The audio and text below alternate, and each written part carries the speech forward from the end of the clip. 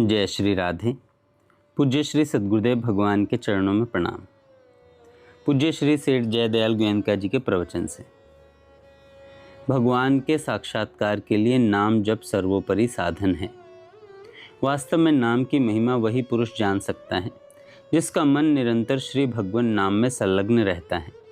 नाम की प्रिय और मधुर स्मृति से जिसके क्षण क्षण में रोमांच और अश्रुपात होते हैं, जो जल के वियोग में मछली की तरह व्याकुलता धारण किए रहता है, क्षण भर के नाम वियोग से भी विकल हो उठता है, जो महापुरुष निमिष मात्र के लिए भी भगवान के नाम को नहीं छोड़ सकता और जो निष्काम भाव से निरंतर प्रेम पूर्वक नाम जप करते करते उसमें तल्लीन हो चुका है, ऐसा ही महात्मा पुरुष इस विषय के पूर्णतया वर्णन करने का अधिकारी है और उसी के लेख से संसार में विशेष लाभ पहुंच सकता है।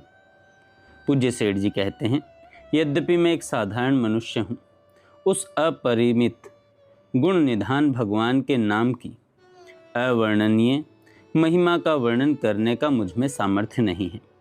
तथापि अपने कतिपय मित्रों के अनुरोध से मैंने कुछ निवेदन करने का साहस किया है।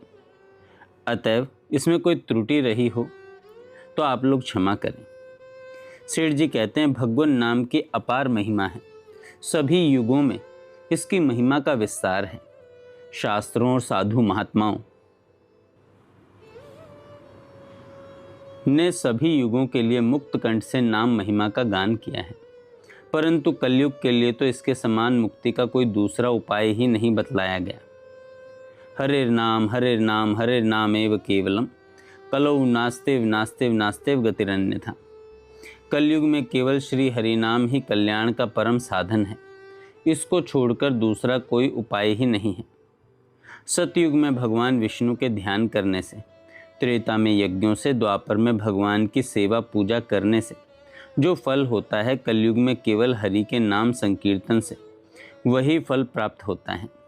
कलयुग केवल नाम धारा, सुमिर सुमिर नर उतरहि पारा। कल जुग समजुगान नहीं, जो नर कर विश्वास, गाई राम गुणगन विमल भव तर बिना ही प्रयास। नाम महिमा के प्रमाणों का पार नहीं है। हमारे शास्त्र इससे भरे पड़े हैं, परंतु अधिक विस्तार भय से थोड़े ही दिए जाते हैं। संसार में जितने मतांतर हैं, प्रायः सभी भगवान के नाम की महिमा को स्वीकार करते और गाते हैं। अवश्य ही रुचि और भाव के अनुसार नामों में भिन्नता रहती है, परंतु परमात्मा का कोई सा भी नाम क्यों ना हो, सभी एक सा लाभ पहुंचाने वाले हैं। अतएव जिसको जो नाम रुचिकर प्रतीत हो, वह उसी के नाम का जप ध्यान सहित कर सकता है। कुछ मित्रों ने मुझे इस विषय में अपना अनुभव लिखने के लिए कहा,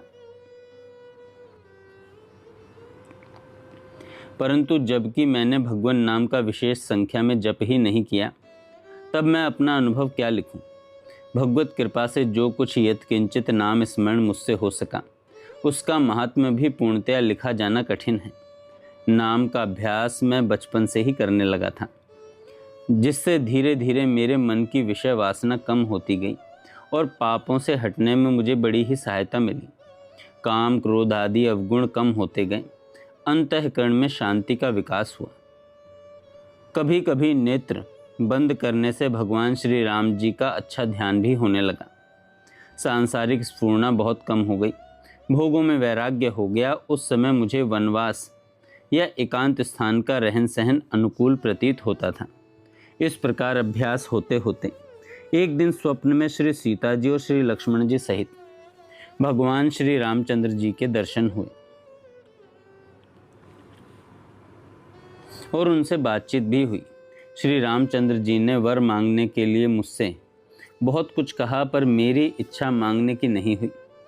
अंत में बहुत आग्रह करने पर भी मैंने इसके सिवा और कुछ नहीं मांगा कि आपसे मेरा वियोग कभी न हो। यह सब नाम का ही फल था।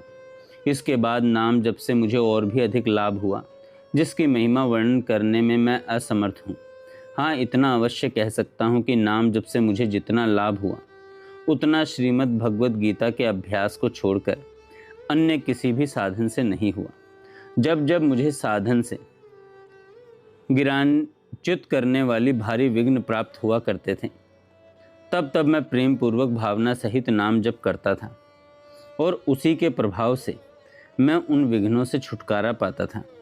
अतएव मेरा यह दृढ़ विश्वास है कि साधन पथ के विघ्नों को नष्ट करने और मन में होने वाली सांसारिक स्फूर्णाओं का नाश करने के लिए स्वरूप चिंतन सहित प्रेम पूर्वक भगवान नाम जप करने के समान दूसरा कोई साधन नहीं है।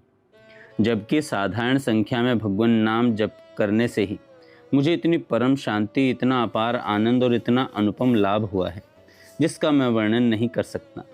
तब जो पुरुष भगवान नाम का निष्काम भाव से ध्यान सहित नित्य निरंतर जप करते हैं, उनके आनंद की महिमा तो कौन कह सकता है। जय श्री राधे।